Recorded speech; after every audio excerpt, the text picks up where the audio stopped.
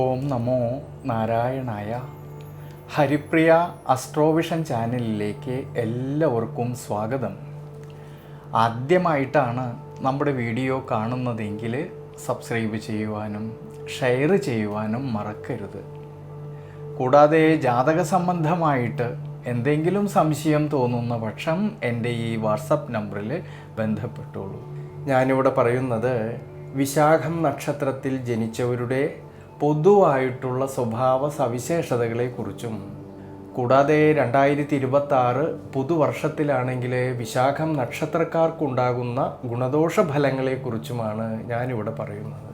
ഈ വിശാഖം നക്ഷത്രക്കാരെക്കുറിച്ച് പറയുകയാണെങ്കിൽ അവരുടെ ദൈനംദിന ജീവിതത്തിൽ സുഖദുഃഖ സമ്മിശ്രമായിട്ടുള്ള ജീവിതത്തിലൂടെ കടന്നു പോകുമെങ്കിലും സാഹചര്യങ്ങൾക്ക് അനുയോജ്യമായിട്ട് തൻ്റെ പരിശ്രമത്തിലൂടെ ജീവിത വിജയം നേടുന്നവരാണ് ഈ നക്ഷത്രക്കാർ. കുറേയധികം ആഗ്രഹങ്ങളുള്ളവരായിട്ടുള്ള ഇവരുടേതായിട്ടുള്ള ബാല്യകാലത്ത് വളരെയധികം ക്ലേശതകളും വിഷമതകളും ഒക്കെ കാണുമെങ്കിലും വളരെ ചെറുപ്പത്തിൽ തന്നെ ജീവിത വിജയത്തിനായിക്കൊണ്ട് നിരന്തരമായിട്ട് പരിശ്രമിക്കുന്നവരാണ് ഈ നക്ഷത്രക്കാർ.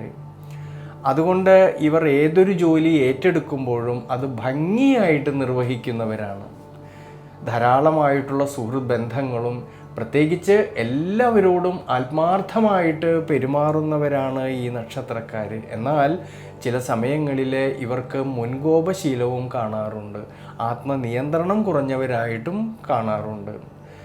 അഭിമാനശീലരായതുകൊണ്ട് ആരുടെ കീഴിലും നിയന്ത്രണത്തിലും നിൽക്കാതെ തൻ്റെ മനസ്സ് ആഗ്രഹിച്ചതായിട്ടുള്ള ലക്ഷ്യത്തിൽ എത്തിച്ചേരുന്നതുവരെ നിരന്തരമായിട്ട് പരിശ്രമിക്കുന്നവരാണ് ഈ നക്ഷത്രക്കാർ. തുലാം രാശിയിൽ 45 നാഴികയും വൃശ്ചികം രാശിയിൽ 15 നാഴികയും കൂടിച്ചേരുന്ന നക്ഷത്രമാണ് ഈ വിശാഖം നക്ഷത്രം. അതിൽ തുലാം രാശിയിൽ ജനിച്ച വിശാഖം നക്ഷത്രക്കാരിലാണെങ്കിൽ ഈ 2026 പുതുവർഷത്തിൽ വളരെയധികം ശ്രദ്ധയോടു കൂടിയിട്ട് ഈശ്വരാനുഗ്രഹത്തോടു കൂടിയിട്ട് മുന്നോട്ട് പോകുന്ന പക്ഷം ധാരാളമായിട്ടുള്ള നേട്ടങ്ങൾക്കും അഭിവൃദ്ധിക്കുമെല്ലാം സാധ്യത കാണുന്നതായിട്ടൊരു സമയമാണ്. സ്വയം പരിശ്രമത്തിലൂടെ നിരവധിയായിട്ടുള്ള നേട്ടങ്ങൾക്ക് സാധ്യത കാണുന്നുണ്ട് ഈ 2026 പുതുവർഷത്തിൽ. പ്രത്യേകിച്ച് ദേവഗുരുവായിട്ടുള്ള സർവേശ്വരകാരകനായിരിക്കുന്ന വ്യാഴമാണെങ്കിൽ ഭാഗ്യസ്ഥാനത്തും പിന്നീട് കർമ്മസ്ഥാനത്ത് ഉച്ചബലത്തോടു കൂടിയിട്ട് സഞ്ചരിക്കുന്നത് കൊണ്ടും ശനിയുടെയും രാഹുവിൻ്റെയും ഒക്കെ സ്വാധീന ശക്തി മൂലം ആരോഗ്യപരിപാലനത്തിലെ ജീവിതാനുഷ്ഠാനങ്ങളിലൊക്കെ കുറച്ചൊക്കെ ഗുണാനുഭവങ്ങൾക്കും അഭിവൃദ്ധിക്കും സാധ്യത കാണുന്നുണ്ട്. കുടുംബത്തിലാണെങ്കിലും കുടുംബ ബന്ധങ്ങളിലാണെങ്കിലും ഭാര്യാഭർത്തൃ സന്താന ഭാവങ്ങളിലും എല്ലാം തന്നെ വളരെയധികം സന്തോഷത്തിനും അഭിവൃദ്ധിക്കും സാധ്യത കാണുന്നതായിട്ടുള്ളൊരു സമയമാണ്.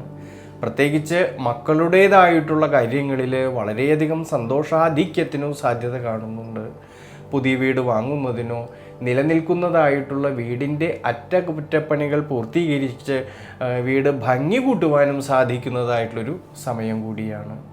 ഇനി സ്വയം തൊഴിൽ ചെയ്യുന്നവരിലും ബിസിനസ് മേഖലകളിൽ ജോലി ചെയ്യുന്നവരിലും ഔദ്യോഗിക മേഖലകളിൽ ജോലി ചെയ്യുന്നവരിലും അവർ അധ്വാനിച്ചതിൻ്റേതായിട്ടുള്ള നേട്ടങ്ങൾ കിട്ടുകയും അതുമൂലം സാമ്പത്തികപരമായിട്ടുള്ള ഭദ്രത കുറേയൊക്കെ മെച്ചപ്പെടുവാനും സാധ്യത കാണുന്നുണ്ട് ഈ 2026 പുതുവർഷത്തിൽ. പ്രത്യേകിച്ച് കഠിനാധ്വാനവും അർപ്പണ മനോഭാവവും ഉണ്ടെങ്കിൽ ഈ ഒരു വർഷത്തിൽ ധാരാളമായിട്ടുള്ള നേട്ടങ്ങൾക്ക് സാധ്യത കാണുന്നുണ്ട്. ബിസിനസ് മേഖലകളിലാണെങ്കിൽ പുതിയ പുതിയ സംരംഭങ്ങൾ ആരംഭിക്കുന്നതിനും നിലനിൽക്കുന്നതായിട്ടുള്ള ബിസിനസ്സിനെ വിപുലീകരിക്കുവാനും സാധിക്കുന്നതായിട്ടുള്ളൊരു സമയമാണ്. ഇനി വിദ്യാർത്ഥികൾക്കാണെങ്കിൽ വളരെയധികം മികച്ച ഒരു സമയം കൂടിയാണ്. ഉപരിപഠനം ആഗ്രഹിക്കുന്നവർക്കാണെങ്കിലും അതിനുള്ളതായ അവസരങ്ങൾക്കും അനുകൂല സ്ഥിതി കാണുന്നുണ്ട്. മത്സര പരീക്ഷകൾക്ക് തയ്യാറെടുക്കുന്നവർക്ക് വിജയസാധ്യത കാണുന്നതായിട്ടൊരു വർഷം കൂടിയാണ്. അതുകൊണ്ട് വിശാഖം നക്ഷത്രക്കാരെ വളരെയധികം ശ്രദ്ധയോടുകൂടി ഈശ്വരാനുഗ്രഹത്തോടു കൂടിയിട്ട് മുന്നോട്ട് പോകുന്ന പക്ഷം വളരെയധികം ഗുണാനുഭവങ്ങൾക്ക് സാധ്യത കാണുന്നുണ്ട്.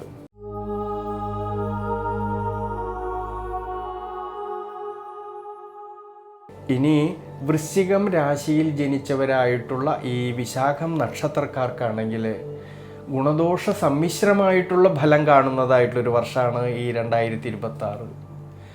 വർഷത്തിൻ്റെ ആരംഭത്തിലാണെങ്കിൽ പ്രത്യേകിച്ച് ജൂൺ മാസം 2-ാം തീയതി വരെ സർവേശ്വരകാരകനായിരിക്കുന്ന ദേവഗുരുവായിട്ടുള്ള വ്യാഴമാണെങ്കിൽ അഷ്ടമഭാവത്തിൽ നിൽക്കുന്നത് കൊണ്ടും സുഖസ്ഥാനത്താണെങ്കിൽ രാഹുവിൻ്റേതായ സാന്നിധ്യം നിലനിൽക്കുന്നത് കൊണ്ട് വർഷത്തിൻ്റെ ആരംഭത്തിൽ കഷ്ടനഷ്ടങ്ങൾ വരാതെ വളരെ ശ്രദ്ധിക്കണം.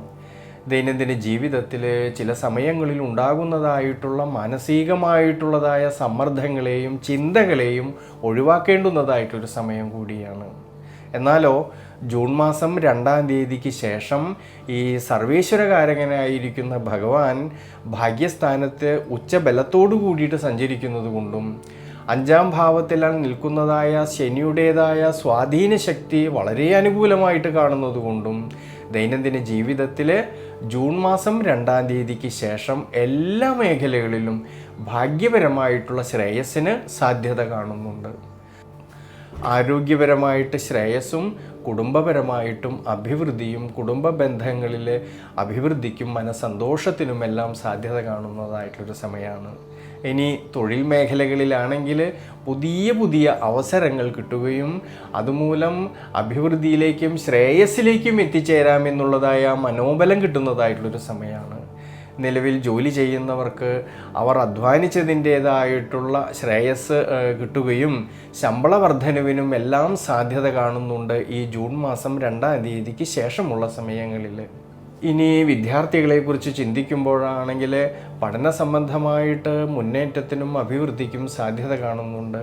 പഠനത്തിൽ കൂടുതൽ ശ്രദ്ധ കേന്ദ്രീകരിക്കുവാൻ കഴിയുന്നൊരു സമയമാണ്. മത്സര പരീക്ഷകൾക്ക് തയ്യാറെടുക്കുന്നവർക്കും മനോബലം കിട്ടുന്നതായിട്ടുള്ളൊരു സമയം കൂടിയാണ്. അതുകൊണ്ട് വൃശ്ചികം രാശിയിൽ ജനിച്ചതായ വിശാഖം നക്ഷത്രക്കാർ ഈ ഒരു സമയത്ത് പ്രത്യേകിച്ച് ഈ വർഷത്തിൻ്റെ ആരംഭത്തിൽ വിഷ്ണു ക്ഷേത്രത്തിൽ ഭഗവാൻ അഷ്ടോത്തര മന്ത്രം കൊണ്ട് അർച്ചന ചെയ്തു പ്രാർത്ഥിക്കുന്നത് വളരെ വളരെ നല്ലതാണ്.